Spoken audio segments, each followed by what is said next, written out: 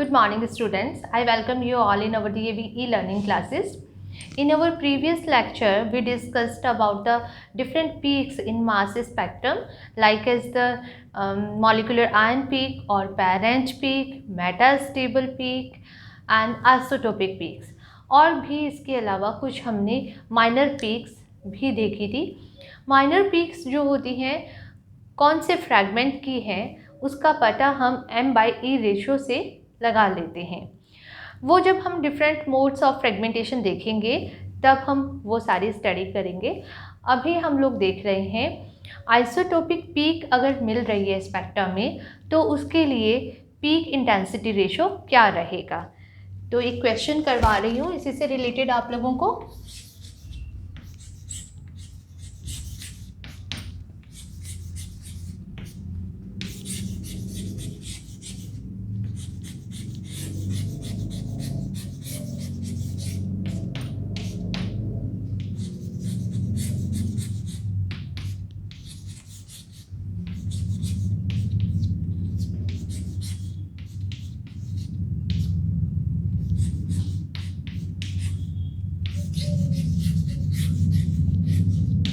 Write the peak intensity ratio of m plus 2 and m plus 4 peaks in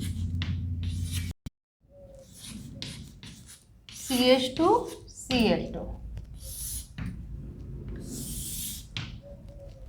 CH2 Cl2 यानी कि इस organic compound में 2 Cl atom present है. ठीक है. अब ये Cl जो है ये कितना हो सकता है, 35 भी हो सकता है और 37 भी हो सकता है. 17 Cl 35 भी हो सकता है और 17 Cl 37 भी हो सकता है. तो इसका मतलब ये है कि हमें कंपाउंड में दो तरह की पीक्स जो हैं वो देखने को मिलेंगी. ठीक है. कैसे मिलेंगी दो तरह की पीक्स देखने को? एक तो इस आइसोटोप की वजह से और एक इस आइसोटोप की वजह से, है ना. ये कब होता है? जब कंपाउंड के अंदर केवल एक ही क्लोरीन प्रेजेंट हो.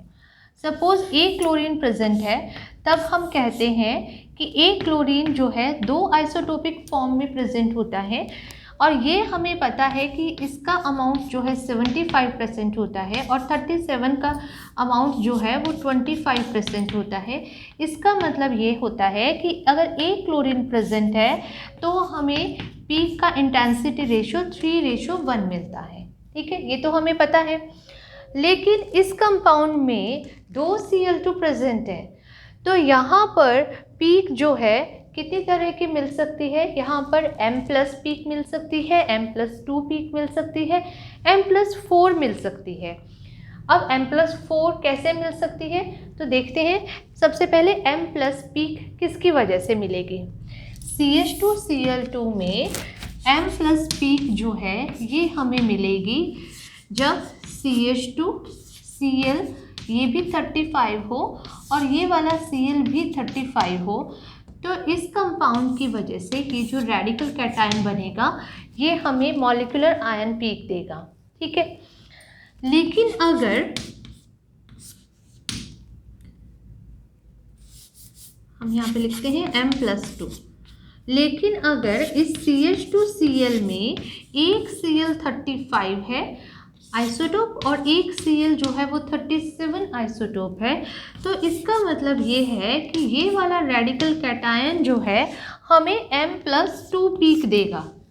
कौन सी पीक देगा? m प्लस 2, क्योंकि इसका मॉलिक्यूलर मास जो है 2 से ज़्यादा हो गया. ओके. फिर अब आप देखिए मैंने लिखा है ऊपर क्वेश्चन में m plus 4. m plus 4 peak कब मिलेगी? जब CH2 Cl2 में दोनों Cl जो हैं आइसोटोपिक Cl प्रेजेंट हो और इसकी वजह से जो रेडिकल कैटायन बनेगा वो हमें m प्लस 4 पीक देगा. ठीक है, इतना नोट कर लीजिए पहले आप. अब हमने यहाँ पर ये देखना है कि m प्लस 2 और m प्लस 4 पीक के लिए इनका पीक इंटेंसिटी रेशियो क्या रहेगा।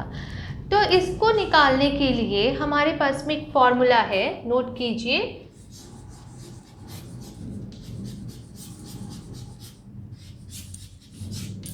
Peak intensity ratio equals to A plus b का होल n। ठीक है, पीक इंटेंसिटी रेशियो किसके इक्वल होगा, ये होगा A प्लस बी का होल n, यानी जितने आइसोटोप प्रेजेंट हैं, यहाँ पर 2 Cl2 एटम प्रेजेंट है, जितने क्लोरीन एटम प्रेजेंट हैं वो इसका नंबर हो जाएगा। ठीक है, और A और B क्या है, वो जितनी आइसोटोपिक फॉर्म में प्रेजेंट है। तो यहाँ पर A इक्वल्स टू क्या है, A इक्वल्स टू है हमारे पास में Cl35 और B इक्वल्स टू है Cl37। ठीक है, AB क्या है, AB जो है क्लोरीन की आइसोटोपिक फॉर्म है, जो कि 2 तरह से हमें मिल रही है, 35 और 37। अब N क्या है, N जो है number of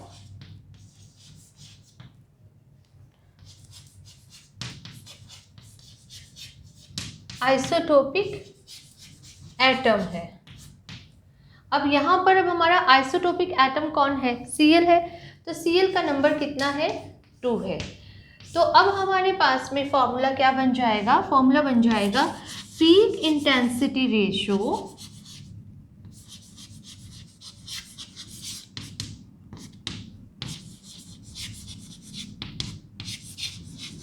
for CH2Cl2 is equals to A plus B का होल स्क्वायर।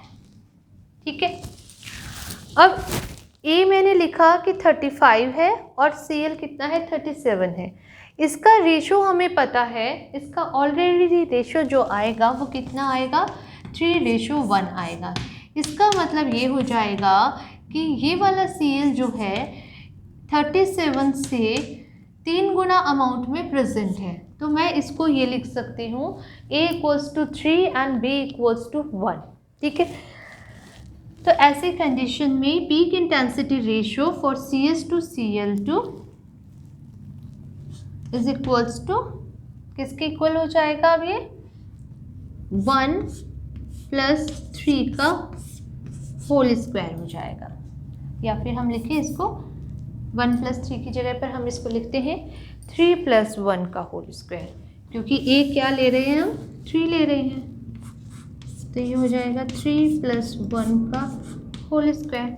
और ये आपको पता है क्या होता है, A प्लस बी का whole square A square plus 2AB plus B square, यानी A स्क्वायर क्या हो जाएगा 9 प्लस 2AB यानी 6AB प्लस 1।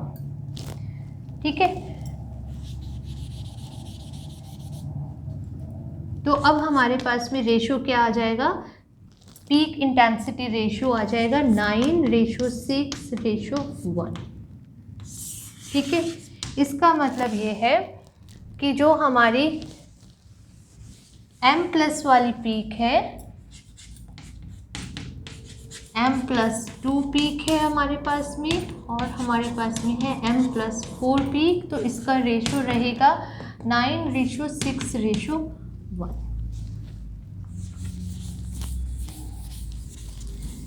तो ये क्वेश्चन जो है ये पीजी में भी आता है और नेट में भी आता है, पीक इंटेंसिटी रेशियो किस तरह से कैलकुलेट करेंगे।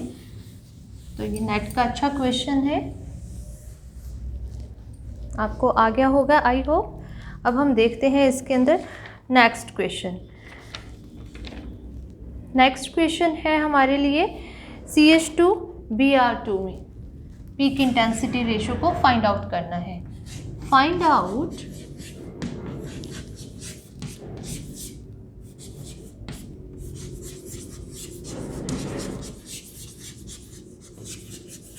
peak intensity ratio in CH2Br2। CH2Br2 में पीक इंटेंसिटी रेशो को फाइंड आउट कीजिए। फॉर्मूला हमारा सेम रहेगा, पीक इंटेंसिटी रेशो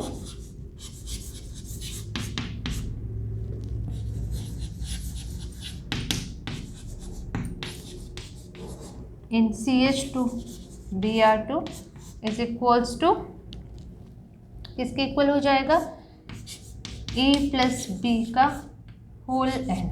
ओके, अब हमें पता है कि Br के अंदर दो आइसोटोप बनेंगे, दैट इज 79Br और एक होता है यहाँ पर 81Br, और इन दोनों का रेशो जो है ये नियर अबाउट 1 ही होता है।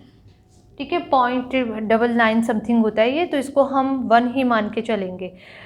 तो यहाँ पर इनका जो इंटेंसिटी रेशो क्या रहेगा, 1:1 रहेगा। Natural abundance, it is not intensity ratio, इनका ये क्या है, 1:1 क्या है, नेचुरल अबंडेंस है। नेचर में 1:1 में दोनों आइसोटोप मिल रहे हैं।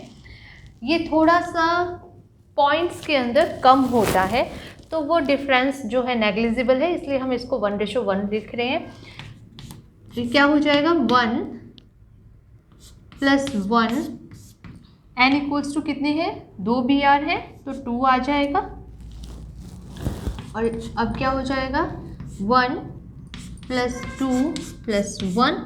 ठीक है, तो अब इसके अंदर पीक इंटेंसिटी रेशो हमारे पास में क्या बनेगा, CH2Br2 के अंदर ये बनेगा 1:2:1। ठीक है,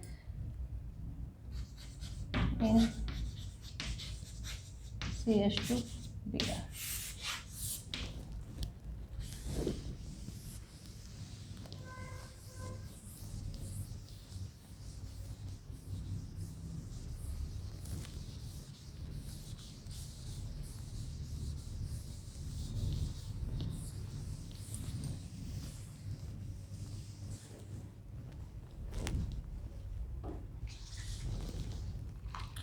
अब नेक्स्ट क्वेश्चन लिखिए, find out the peak intensity ratio in CHCl3।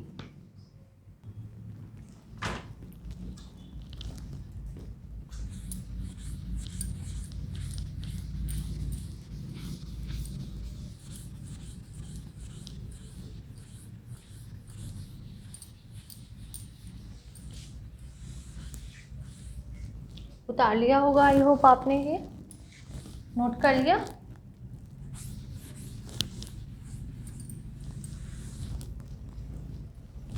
Next question लिखिए,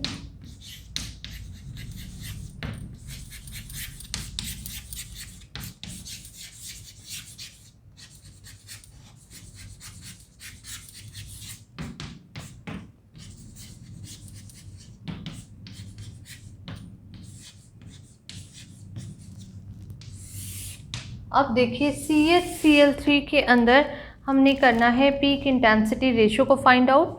तो पीक इंटेंसिटी रेशो को CHCl3 में फाइंड आउट करने के लिए अब हम कौन सा फार्मूला लगाएंगे, हमारा फार्मूला सेम रहेगा। क्या था हमारा फार्मूला, पीक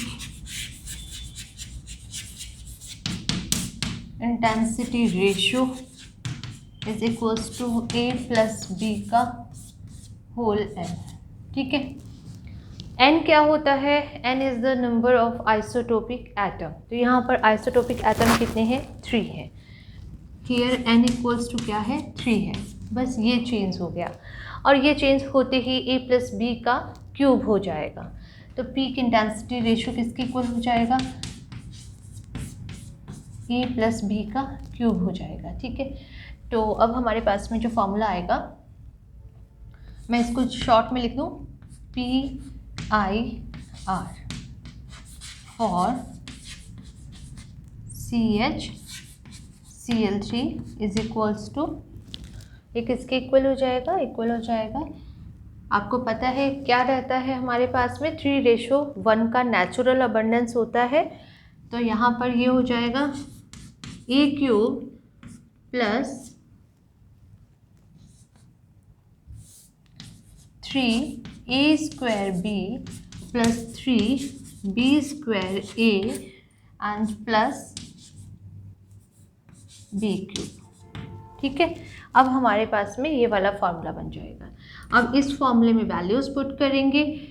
Cl के लिए क्या वैल्यू होती है, नेचुरल अबंडेंस फॉर Cl लिख लीजिए, आप भूल भी जाए तो याद रहेगा आपको। Natural abundance for Cl equals to 3:1। तो 3:1 है, तो इसका मतलब क्या है, A इक्वल्स टू 3 है एंड B इक्वल्स टू क्या है, 1 है।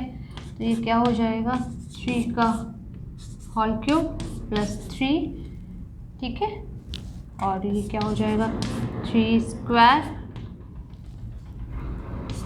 प्लस 3, 1 का स्क्वायर, बी स्क्वायर है ना, तो क्या आ जाएगा 1 आ जाएगा।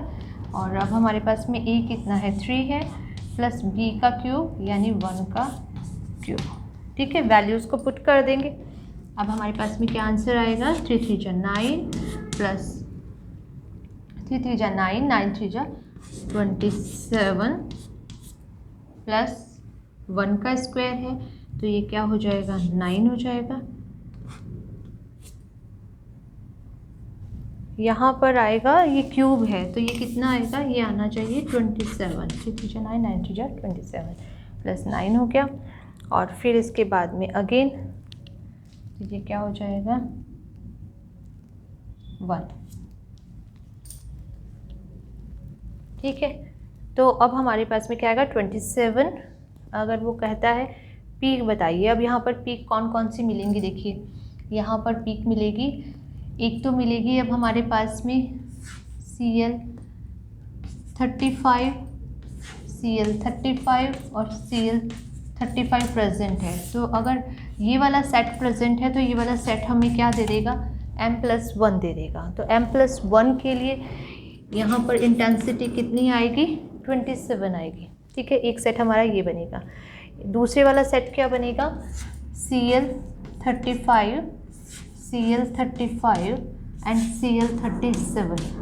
तो ये वाला पीक जो है ये किस वजह से होगा, ये होगा m+2 से।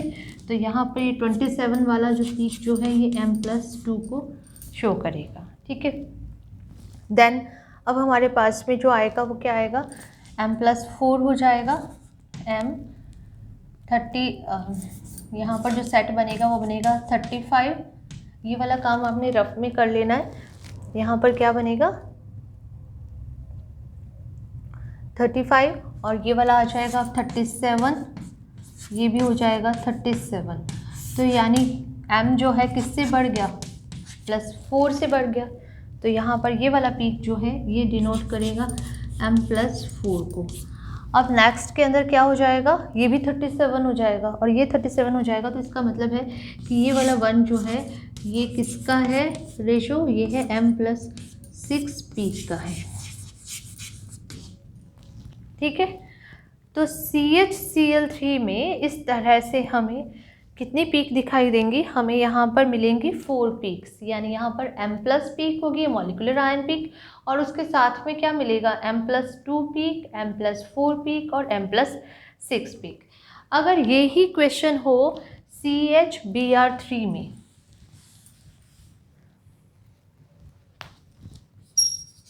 हम क्या ले लें यहाँ पर CHBr3 ले लें, तो देखिए फॉर्मूला हमारा सेम रहेगा। ठीक है, यानी यहाँ तक वर्क हमारा सेम रहेगा। लेकिन अब आपको पता है Br की नेचुरल अबंडेंस जो होती है वो क्या होती है, 1:1 होती है।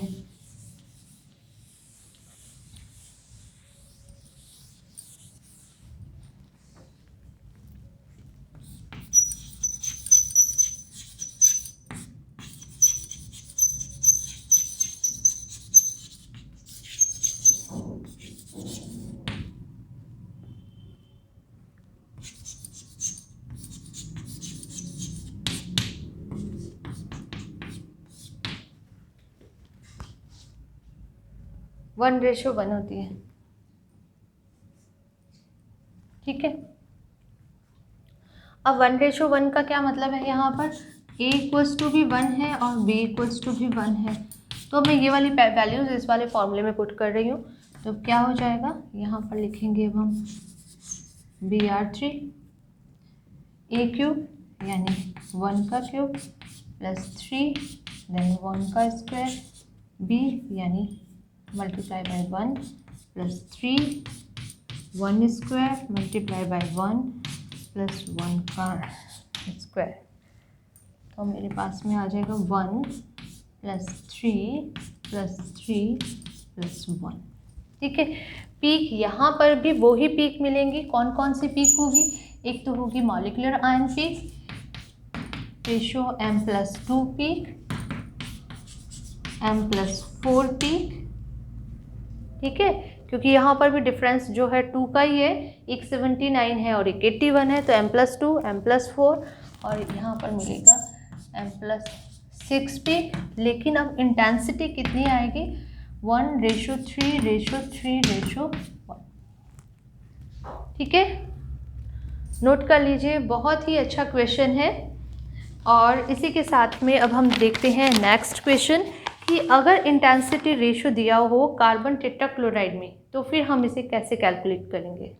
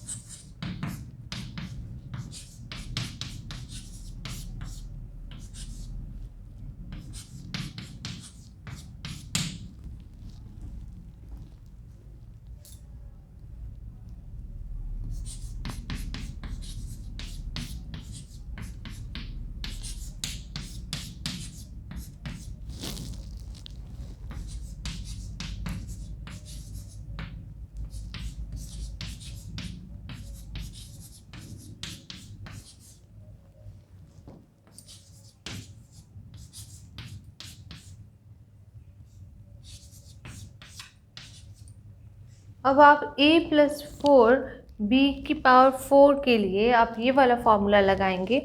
नोट कर लीजिए आप ये फॉर्मूला और देखिए अब आप कि इनके लिए वैल्यूज़ अब आपको पता ही है। क्लोरीन है, ठीक है, क्लोरीन के अंदर 2 आइसोटोप बनेंगे, एक तो बनेगा हमारा 35 और एक बनेगा 37। Cl लिखना चाहें तो Cl भी लिख लीजिए। 3:1 में मिलेंगे। A बराबर क्या होता है, 3 होता है, B बराबर क्या होता है, 1 होता है। ठीक है, इतना तो आई होप सो कि आपको याद हो ही गया होगा। अब आपने बस वैल्यूज़ को पुट कर देना है। एक के लिए क्या आ जाएगा यहाँ पर 3⁴ प्लस 4, देन A क्या है 3 cube, B is the 1 multiply by 1 plus 6, then whole square of 3, then whole square of B यानी 1 plus 4 whole cube of B that is the 1 multiply by 3 that is the A and plus B, what is the B? B is the 1 1 to power 4। ठीक है, अब आप इसको solve करेंगे, ये आपका homework है। इसको सॉल्व करके आप पीक इंटेंसिटी रेशो बताएंगे और आप बताएंगे कि यहाँ पर कितनी तरह की पीक्स बन रही हैं। ठीक है, तो ये बहुत ही इम्पॉर्टेंट क्वेश्चन है, ये नेट के एग्ज़ाम में पूछा गया है। आप लोगों ने सॉल्व करना है और इसका आंसर मुझे व्हाट्सएप कर देना है। Okay, thank you students.